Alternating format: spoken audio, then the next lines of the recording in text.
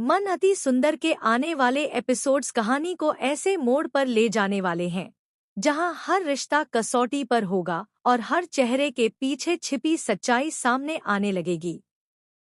इस बार खेल सिर्फ गलतफहमी का नहीं, बल्कि भरोसे और बलिदान का है। और इस खेल की सबसे बड़ी खिलाड़ी है निहारिका।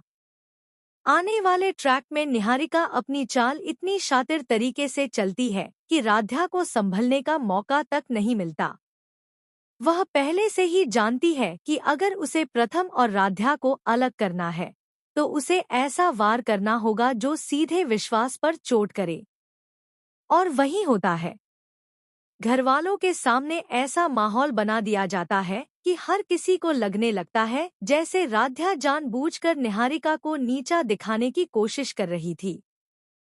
प्रथम, जो अब तक राध्या के साथ खड़ा नजर आता था, इस बार पूरी तरह से टूट जाता है। उसके चेहरे पर गुस्सा साफ दिखता है।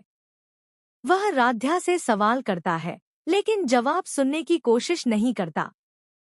हालात ऐसे बना दिए जाते हैं कि पूरा परिवार फैसला कर लेता है, राध्या को यह घर छोड़ना होगा। क्या वाकई राध्या इस घर से चली जाएगी या फिर सच वक्त रहते सामने आएगा? इसी बीच कहानी में आता है वो हादसा जो सब कुछ बदल देता है। रजनी माँ, जो लंबे समय से बिस्तर पर थीं, अब व्हीलचेयर पर आ चुकी हैं। पूरा परिवार आंगन में इकट्ठा है, खुशियां मनाने की कोशिश कर रहा है। मुस्कानें लौट रही हैं।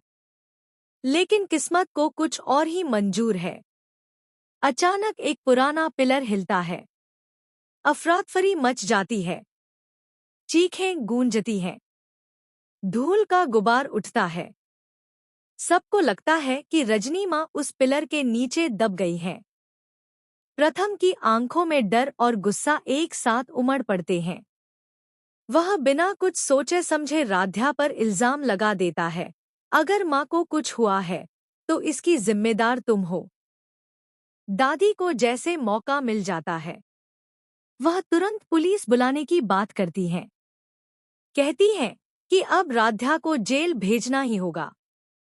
घर का माहौल इतना भारी हो जाता है कि राध्या के पास खुद को निर्दोष साबित करने का कोई रास्ता नहीं बचता। लेकिन तभी कहानी पलटती है।